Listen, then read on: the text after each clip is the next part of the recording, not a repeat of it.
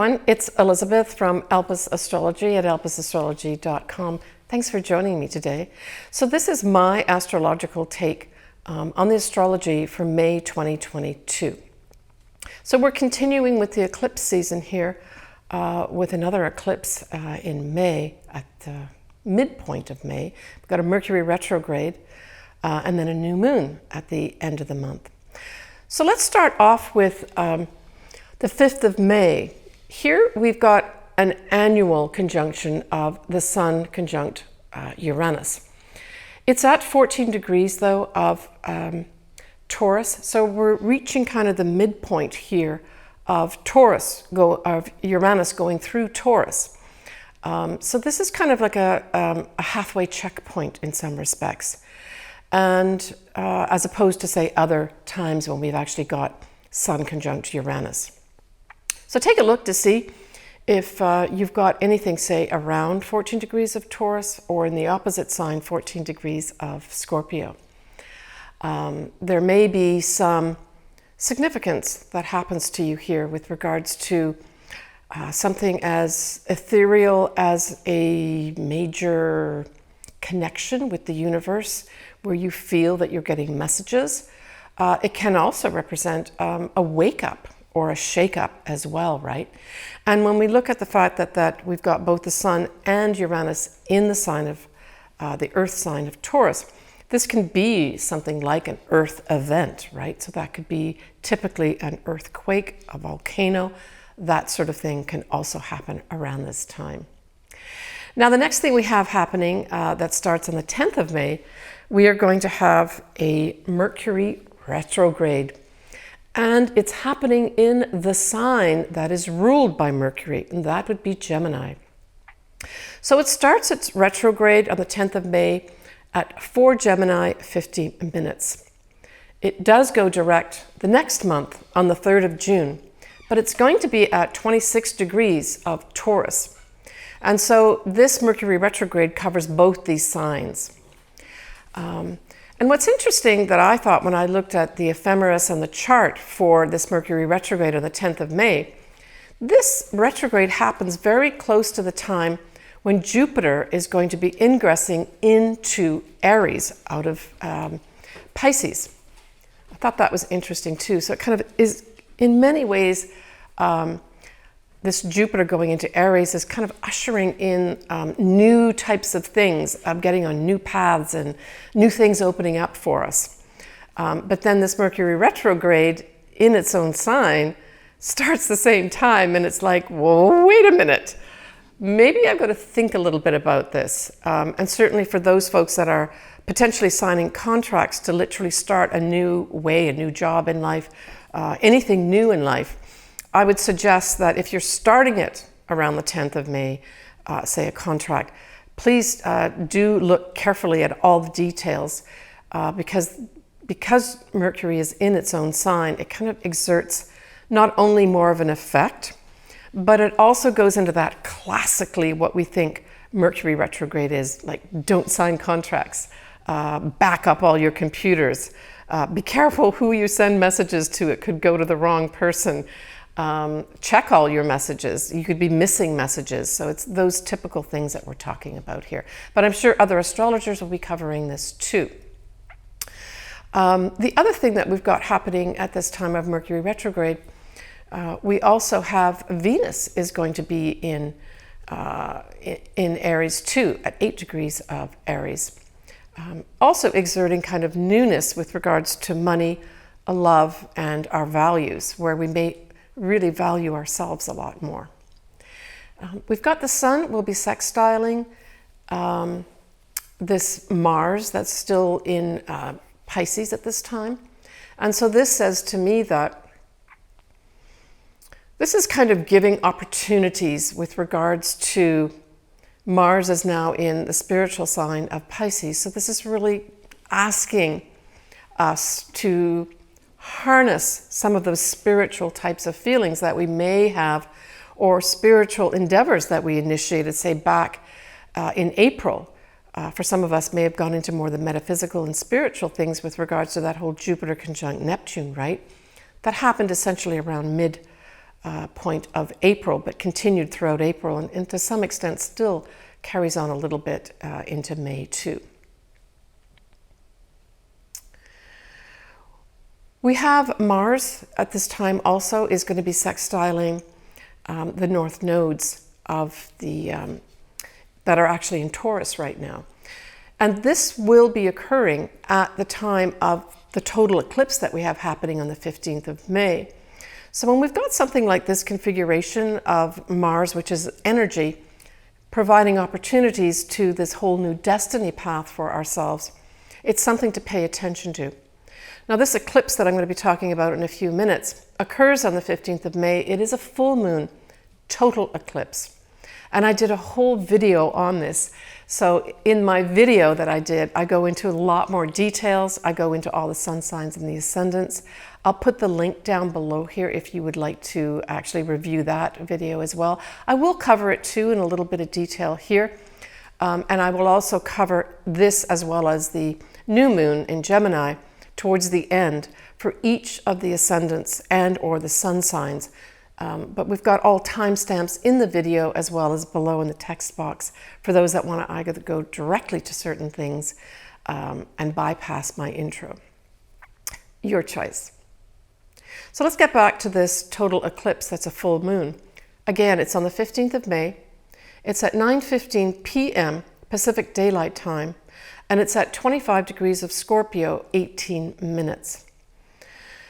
So we know that Scorpio, you're being highlighted here, and then certainly those folks that maybe have an ascendant around this time too. Both the sun and the moon are going to be squaring up with Saturn, and Saturn is in Aquarius at this time. The moon will trine both Mars as well as Neptune, both of whom are in the sign of Pisces. And that is at about 24 degrees actually. And that was of interest to me too, because I thought, wow, well that 24 degree mark is very close to the degree point in mid-April, where we actually had that once in a lifetime conjunction of Jupiter and Neptune together, right? So this brings in kind of like an favorable opportunities for folks that maybe started something or made some decisions in April with regards to either a dream coming true, reaching for dreams, putting wishes into effect, or just exploring the spiritual side of their lives, or maybe some even enjoying some miracles. This can just add more favorable energy and action, right, when we talk about Mars here. So that's something to look forward to at this eclipse. We have Mercury that is retrograde, as I spoke about earlier, and it will be sextiling Jupiter, which is, as I said, just into Aries right now, right? And so this to me says that there could be some opportunities with the retrograde Mercury and then the Jupiter here sort of illuminating things or making things bigger. Some misunderstandings could get blown up a little bit here. And certainly because now Jupiter has ingressed into Aries, it's going to have a few people that are going to be self-righteous and saying, we're going to do this my way or not. And maybe communicating those things to different folks too. It's also classically could be gaslighting, could be going on big time at this full moon eclipse too, with this influence of Mercury retrograde sextiling Jupiter. Now, I did do a video of the Jupiter going into Aries as well. I'll put that link below too, and I do go into all the sun signs and ascendants in that video as well. So lots for those folks to look at that would like to read and see more. So Jupiter's going to be staying in Aries and going up to 8 degrees of Aries in 2022. Before it'll retrograde back into the latter degrees of Pisces. And that's going to be really towards the end of this year, around mid-October 2022, where it'll take that dip back into Pisces again. So we're still on this total eclipse in Scorpio, and we have a wide sextile with the moon to Pluto. And so this, I thought, was a wonderful opportunity for those folks that want to transform at least their emotional side. And I'm thinking more specifically of Scorpio and then the opposite sign of Taurus. There may be some real opportunities here at this eclipse that maybe come out of the blue to totally transform your life. So stay open and aware. But this is an effect for all of us. It just happens to be that the moon, which of course is in Scorpio, is most affected. We have a Venus that is in Aries, as I mentioned, and it's going to be conjuncting the wounded healer of Chiron. So Venus in this standing here, or this transit and conjunction with Chiron, is really saying, I would like to make things sweet, nicer for you, more from the sense of a balm, in terms of BALM, that I want to stop this wounding that you might have and help you heal a bit. And the way this may come in, though, may be unusual. It may be that it comes through as an individuated thing. So this says to me there may be individuals decide to do it their own way with regards to healing. And this can apply to a general sense where people decide how to heal themselves of the virus, but it can also be specific for individuals with regards to those that do need to heal. Venus provides a positive, beneficial energy. It's viewed as the lesser benefit, but it still does actually give you benefits. It just means with the Aries part that it's more individualized, that you want to seek something out on your own. All right, so that's the total eclipse. The next thing that we have happening this month will be a new moon in Gemini. And that's going to be on the 30th of May at 4:31 a.m. Pacific Daylight Time. And this is going to be at 9 degrees of Gemini, 3 minutes. And of course, like all new moons, we have the moon and the sun together in a sign, and it is in Gemini. Other things that we have happening at this new moon is we have Mars conjunct to Jupiter in Aries. And so this just gives a lot of new starts. It just is big new starts with a nice favorable dose of energy from Jupiter. If you want to do something on your own and take your own path or pioneer something at this time and you want the energy to do it, I would say this new moon potentially, except for a few other things, which I'm going to cover in a minute, could be an impetus to do that. Now, we have Mercury, which is the ruler of Gemini. It is also the ruler of Virgo too, but it's specifically more of a ruler, in my view, of Gemini. And of course, it's still retrograde, but it's retrograde at 26 degrees of Taurus. So here we've got Mercury retrograde now going retrograde out of Gemini back into Taurus. And by doing that, it's actually now forming a square with rule maker, karma manifester, Saturn, which of course is in Aquarius. So this kind of puts a little bit of a fly in the ointment type thing with regards to really getting those newness things started. And because Gemini does really relate to socializing, for sure, it also says, you know, let's collect all the facts and all the information. It says that, and it also refers to any kind of messaging or communication. I would say that the caveat with this new start in Gemini is that you may have to pay attention to supervisors. That's also something that Saturn rules. It also rules the rules. So you may have to pay attention to the rules here and fall into line for those people that do want to have new starts here. Just check out any rules or regulations that are around this new start that you want to have and make sure that you're following whatever they are, or check in with those people that make the rules or reinforce the rules. Not a time to actually ignore rules and regulations, I guess is what I'm really saying. Yeah, so when Mercury does go direct, it will be in Gemini, just for those that are interested. I'll cover this in my June video, but it will go direct at 9 degrees of Gemini on the 23rd of June, those that want to make note of that on their own calendars. So this may be a time when the newness of this new moon really manifests, when the Mercury that's retrograde at this new moon goes direct. But there may even be a second delay, or maybe a rethink or a reconsideration as a result of Mars going retrograde in October. Now, I will cover this in more detail later on, but I wanted to mention it here because it all ties into this new moon in Gemini. And it doesn't mean this is going to be a negative thing for those folks, especially Geminis and maybe Sagittarians that are starting something new.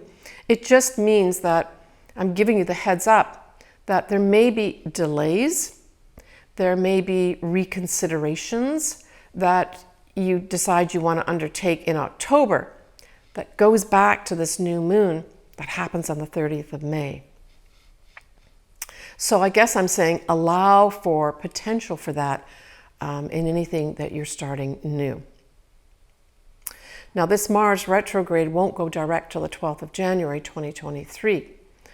And it goes direct at 8 degrees of Gemini. And why is that important? Well, it's important because 8 degrees of Gemini is very close to this new moon on the 30th of May, which is at 9 degrees of Gemini. So there's a big tie-in of this Gemini new moon right the way through January 2023. So I would plan for potential, not necessarily bad blocks or full stops. I would just say that follow rules and regulations, check in with superiors, and plan, when you're doing your plan for this new thing that you're doing, plan for potential delays. Plan for rewriting, say something that you're doing involves writing. Plan for reconsidering contracts, for instance, that sort of thing. All right. Venus is going to now be in Taurus, and of course Venus rules Taurus, so Venus loves to be in Taurus. Venus will not conjunct Uranus until the 12th of June, but I'm giving you a heads up on that one too. So this is exciting new romance for some. It can be breakups for other people. It can also be money coming in and money going out as well. But I'll cover that more in my June video. This is just giving you a heads up of this Venus and Taurus conjuncting Uranus, but it's not going to be till June. So I want to say a happy new year to all those Geminis and Gemini rising at this new moon in Gemini. I wanted to give a shout out to all those folks that kindly not only sent me some money for my dog Sasha, but also really inquired about her on a regular basis and really reached out to me. I really appreciate all your concern and all those folks that did send me some money to get her surgery done. I want to confirm that I did get her surgery done and it was very successful. It was a few weeks ago and she's back in full form, eating properly, and really I think has had, I would say, a complete recovery. Sasha is 13 years old and we know that's fairly old if you compare it to human time. We'll see a little picture of her here. So this is a current picture as of April 2022. And again, I just want to give many, many thanks to everyone who supported Sasha. Thank you. I also want to give a shout out to a few people that have birthdays, but the birthdays are in April. I'm a little bit tardy in my happy birthday wishes, but they're two very important people. One of them is my sister, Marianne. She has her birthday in April when I'm making this video, but she's having it right around that very rare once-in-a-life conjunction of Jupiter and Neptune. So I'm sending her lots of blessings, and maybe she's going to have some great inspiration come in for her, maybe some magic and miracles. Happy birthday. I also want to say happy birthday later on in April to my client and friend, Marcy. I'm wishing you happy birthday wishes. Take care of yourself, Marcy. All right, next I'm going to be moving on to the individual signs and or ascendants for each of you. As always, I am very happy to do your chart. If you would like that done, please contact me via my website and then send me an email with your birth date details. But all that information is below should you want that done, and I would be happy to be communicating back and forth with you. All right, so we have Virgo. So Virgo, this full moon total eclipse in Scorpio is in your 3rd house. And luckily, this eclipse forms sextile with your sign. So this gives you opportunities. What kind of opportunities? Opportunities for communications, for sales and commerce, opportunities to communicate with your siblings, as well as your neighbors, and short trips in your neighborhood. It could have you deciding to take up some courses. It could also have you deciding to write, that you get some big opportunities here to write and are very effective at doing it. But I thought more than anything else, you could have some opportunities come up here with regards to some kind of sales and commerce that really could potentially change your life because it's a sextile. It's happening in a water sign and you are a earth sign. You have some great opportunities for communications. If you decide that you want to go back and get some certifications, maybe that's something that comes to light for you. Certainly this eclipse is going to be bringing something to light for you with regards to communications. Is it the way you communicate? Do you need to change up the way you communicate, even the way you think? That could also come up here as well. Now, the 3rd house is ruled by Gemini. And of course, at the end of the month, we have a new moon in Gemini. So I would say that communications are going to be big for you, Virgo, this month. Make sure you're very clear on what you put down in writing. Make sure all your messages are sent off to the right person. Classic stuff too for you, Virgo. Check all your computers, your computer connections, anything to do with communicating. Make sure that everything is working properly and that you have any communications that you send out are getting to the right people. If you're not hearing from somebody that you sent a communication out to, follow up because maybe it didn't get there, some glitch in the system. Now, you've got this new moon that is in Gemini. That's in your 10th house. But you've got Mercury retrograde there. And then you've got the Mars retrograde in Gemini happening between October and January next year. I just saw this as negotiations for a new career. You're going to have some opportunities come up here, probably unexpected, maybe from more than one place, because it's in Gemini and it refers to more than one. 2, let's just say it. You're probably going to have 2 opportunities coming up here, Virgo, in your career to make a change. Take it. With the Mercury retrograde, this could turn out in a couple ways. This could turn out that you miss a communication of a job offer coming in that you completely miss that comes up later on. So I would say make sure you're checking all folders that exist in your email system in case something goes into one of your other folders that you don't look at on a regular basis. Like that would be good. Also, any kind of communications that you have, do some follow-ups. But it could have you also going back to perhaps a career that you had before, maybe communicating with some people that you worked with in the past that now can help you set up into a new career at this time. Don't ignore that. This can have you going back and communicating with people that you knew in the past, right? Mm-hmm. So think about all these things, Virgo, with regards to your career. You've got a new opportunity at the end of May to kickstart a career. It just may mean that you may have to negotiate the career, negotiate your salary. There's nothing wrong with that. What else could you have happen here? I mean, Also, the 10th house is your goals that you have, your long-term goals.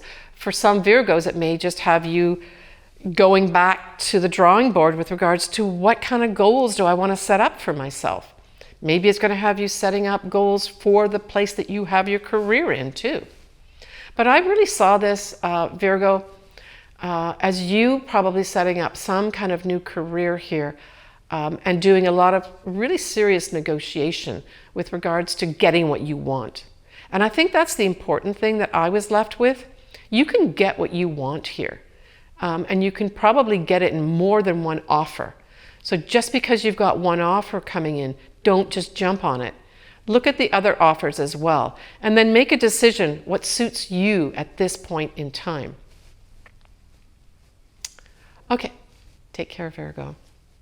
All right, I want to say I wish everybody a wonderful May.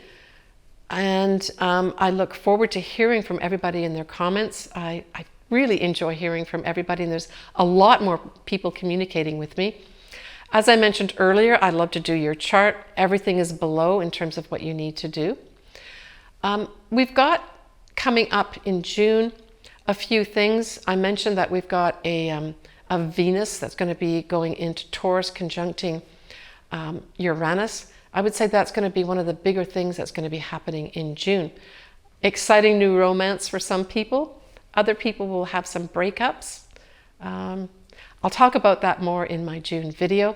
Please take care of yourself. Take care of all the people that you love around you. I'm sending everybody a lot of positive energy, and we'll talk to you soon.